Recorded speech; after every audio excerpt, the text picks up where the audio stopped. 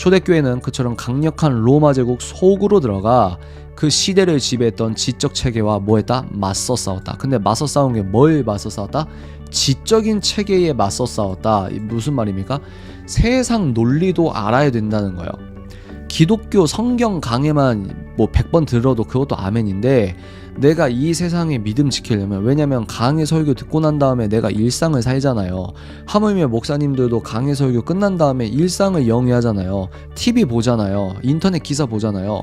근데 초대교회 성도들은 로마 제국 속에서 싸웠는데, 뭐 전쟁 칼로 싸운 게 아니고 지적인 체계에 맞섰다는 거예요. 그럼 우린 뭡니까? 현재 우리가 옳다고 하는 지적 체계, 포스트 모더니즘, PC주의, 페미니즘, 이 지적 체계와 맞서서 싸워야 된다는 거예요. 그들의 사상을 연구하고 비판하고 논증을 펼침으로써, 이런 걸 누가 해야 된다고요? 교회와 기독교인이 해야 되는데 교회가 안 한다고요.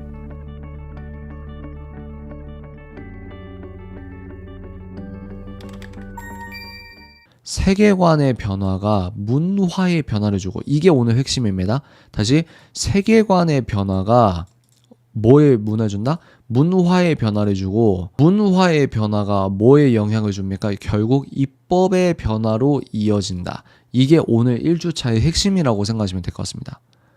그래서 볼까요? 첫째, 세계관 전쟁이다.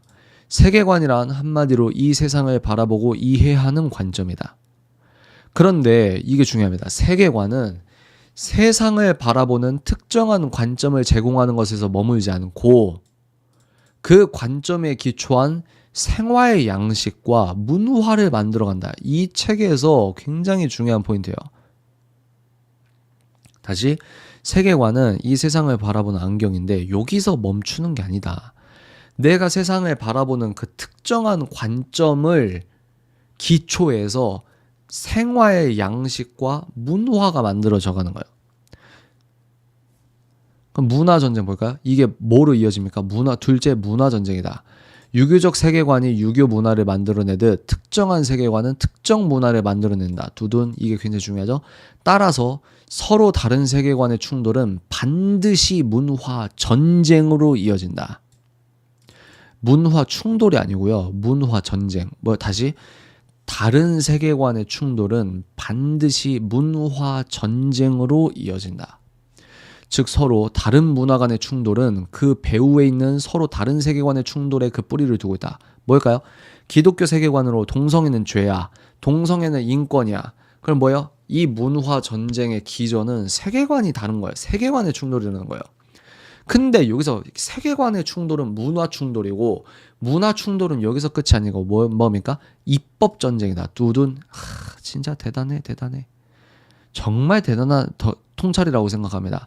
순서를 기억하십시오. 세계관 전쟁은 곧 머물지 않고 생활 양식과 문화를 만들어가기 때문에 문화 전쟁 양상으로 반드시 이어진다. 여기서 반드시라는 게 굉장히 중요한 거예요.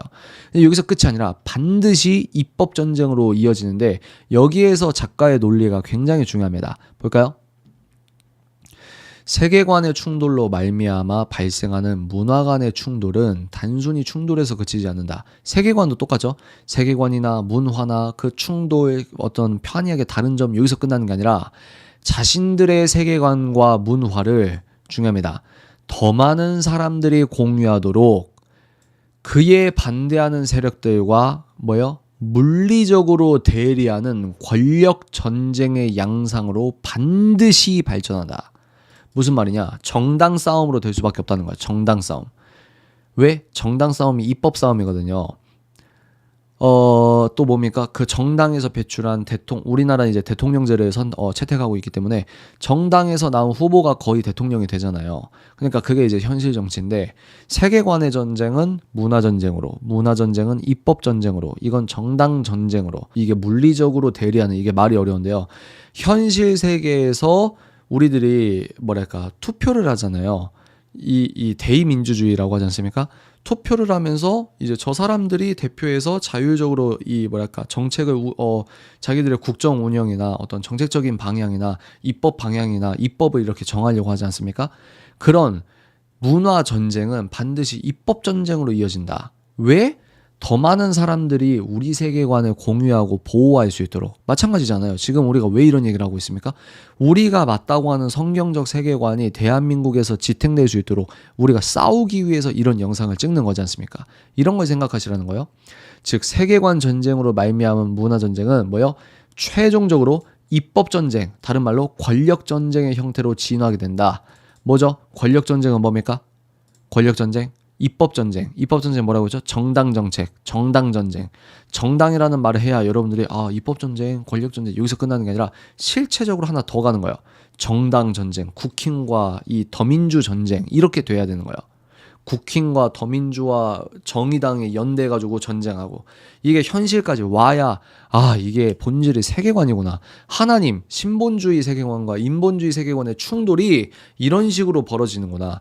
물론 저는 하나 더 말씀드리는 게 뭐냐면 현실 정치의 한계가 뭐라고 했죠? 여론 바뀌어서 우리가 이제 득표율이 떨어지거나 당선이 불확실하면은 오른쪽 정당도 현실 정당은 일단 자기들이 당선이 돼야 되기 때문에 기독교적인 어떤 공약을 버릴 수 있어요. 이런 한계가 있지만 지금으로서는 차별금지법이나 성경적 가치관을 지키려고 하는 뭐 어떤 기자회견이나 이런 걸 다 누가 도와주고 있냐면 국힘 쪽에서 국회의원 회관의 어떤 대회의실이라고 하나? 대회의실도 대관해주고 이런 주최를 해주고 이런 게 있거든요. 지금은 그렇습니다. 지금은 자신들의 세계관과 자신들의 문화를 녹여낸 법을 입법하여 제가 법학을 하는 이유 중에 하나입니다. 이런 게 모든 사람들이 원하든 원하지 않든 그들의 세계관과 문화를 따라오도록 보다 강제한다. 왜죠? 법은요 강제력이 있거든요. 그러니까 법 하나 통과되면 이제 여러분이 좋든 싫든 동성애 합법화 이 공교육에 아멘 해야 돼요. 거기 아멘 할 수 있습니까? 여러분이 껍질만 아멘 안 해도 내가 이런 거에 반대하지 않고 그냥 얌전히 세상이 뭐라고 하든 거기에 따라가면 그게 아멘이에요. 하나님은 그렇게 판단하신다는 겁니다. 이처럼 세계관의 변화는 문화의 변화를 만들어내고 문화의 변화는 변화된 문화에 익숙해진 대중을 등에 업고 뭐가 중요합니까? 대중. 선거할 때마다 뭐가 중요하다고 하냐면 중도층이 중요하다고 하잖아요. 중도층이 뭘 주고 있다? 캐스팅 보트라고 해서 이 중도층이 어디로 왼쪽으로 조금 더 쏠리면 진보 정권, 좌파 정권이 되는 거고 중도층이 오른쪽으로 조금만 편들어주면 이제 우파 정권이 되는 거고 이런 건데 여기에서 중요한 게 대중이다. 그래서 뭡니까? 강경하게 싸우는 사람들을 굉장히 염려하는 그 논리 중에 하나가 뭐냐면 저렇게 싸우면 기자들 밥이 되는 거고 기자들은 저걸 놓치지 않고 계속해서 자극적으로 뽑아내면 중도층이 정말 혐오하고 저렇게 강경하게 싸우는 사람 정말 밥맛 떨어져 이러면서 중도층이 돌아서서 결국은 우리가 궁극적으로 해야 될 그런 목적 달성에 실패하는 꼴이 된다. 대중이 중요하다. 여론이 중요하다. 이런 말을 하고 있잖아요. 그래서 대중을 등에 업고 법의 변화를 이끌어낸다. 뭘 이끌어낸다? 법은 누가 만듭니까? 국회의원 총선이 그래서 중요한 거예요. 법은 한 사회의 정의와 불의, 평등과 차별, 정상과 비정상을 결정짓는 최종 기준이기 때문에 이게 되게 중요한 거예요. 아마 목사님도 이런 사명감으로 하나님께서 이렇게 인도하셨기 때문에 그래서 법을 공부하시는 거라고 생각을 합니다. 다시 법은 한 사회의 정의와 불의, 평등과 차별, 정상과 비정상을 결정짓는 최종 강제적 통제력이 있는 기준이다. 이렇게 생각하시면 됩니다. 법의 변화는 결국 자유, 평등, 차별, 인권 등의 새로운 정의를 만들어내고 그와 같이 재정의된 개념은 교육, 문화, 법 집행 등을 통해 우리 모두의 생각과 삶을 다스리게 된다. 이게 중요하죠. 그러니까 법이 바뀌는 건 여러분이 영적으로 강제적으로 여러분의 영적 방향키를 강제적으로 정의를 하고 수갑을 채운다는 거죠. 여러분이 원치 않아도 여러분 생각과 삶이 하나님이 기뻐하지 않는 삶으로 동조돼서 아멘으로 질질 끌려가고 있게 되는 겁니다. 그게 법의 무서움이거든요. 그러면 법을 왜 제정하냐? 문화, 여론이 그렇다고 여기니까. 여론이 왜 그렇다고 여기냐? 여론이 갖고 있는 이게 우리의 문화라고 생각하는 그 기류를 더 본질적으로 들어가 보면 개개인이 쓰고 있는 안경의 가치 기준이라는 그 세계관 전쟁이 밑에 포함되고 있다. 그러니까 세계관 전쟁이 문화 전쟁이고 문화 전쟁이 입법 전쟁인데 그런 의미에서 세계관 전쟁은 영적 전쟁이고 영적 전쟁의 최전선이라는 거예요. 그래서 교회가 이런 세계관 어떤 교육을 열심히 해야 된다는 겁니다. 교회는 세상을 위해 세상에 대적해야만 한다. 참 멋있는 표현이라고 생각합니다. 이것이 소금과 빛으로 부름받은 교회의 뭐다? 사명이다. 여러분들의 사명이다. 초대교회는 그처럼 강력한 로마 제국 속으로 들어가 그 시대를 지배했던 지적 체계와 뭐 했다? 맞서 싸웠다. 근데 맞서 싸운 게 뭘 맞서 싸웠다? 지적인 체계에 맞서 싸웠다. 무슨 말입니까? 세상 논리도 알아야 된다는 거예요. 기독교 성경 강해만 뭐 100번 들어도 그것도 아멘인데, 내가 이 세상에 믿음 지키려면, 왜냐면 강해 설교 듣고 난 다음에 내가 일상을 살잖아요. 하물며 목사님들도 강해 설교 끝난 다음에 일상을 영위하잖아요. TV 보잖아요. 인터넷 기사 보잖아요. 근데 초대교회 성도들은 로마 제국 속에서 싸웠는데, 뭐 전쟁 칼로 싸운 게 아니고 지적인 체계에 맞섰다는 거예요. 그럼 우리는 뭡니까? 현재 우리가 옳다고 하는 지적 체계, 포스트 모더니즘, PC주의, 페미니즘, 이 지적 체계와 맞서서 싸워야 된다는 거예요. 그들의 사상을 연구하고 비판하고 논증을 펼침으로써, 근데 이런 걸 누가 해야 된다고요? 교회와 기독교인이 해야 되는데 교회가 안 한다고요. 성경적 진리에 적대적인 그들의 사상을 뭐한다? 몰아내려면 일단 얘네들이 뭘 주장하는지 알아야 될 거 아니에요. 얘네들이 주장하는 게 뭔지 모르면 어떻게 됩니까? 내가 예수 잘 믿고 있다고 하는데 사실 알고 보니 내 신앙관이 포스트 모더니즘적이에요. 알고 보니. 여러분, 무지도 죄예요. 알고 보니 내가 열심히 예수 믿었다고 생각하는데 페미니즘이 섞여 있어요. 알고 보니 상대주의 섞여 있고, 알고 보니 PC주의 섞여 있고, 알고 보니 교차성 이론을 동조하고 있고, 하나님 보실 때는 너가 순결하게 신본주의가 아니라 이 세상에 물중탕이 되고 있는 겁니다.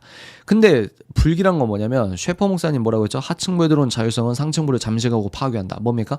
그런 사람들은 시간이 가면 갈수록 인간들이 만든 사회정의라고 하는 그 논리로 귀결돼서 결국은 교회를 떠날 가능성도 있거든요. 이게 문제가 되는 거예요.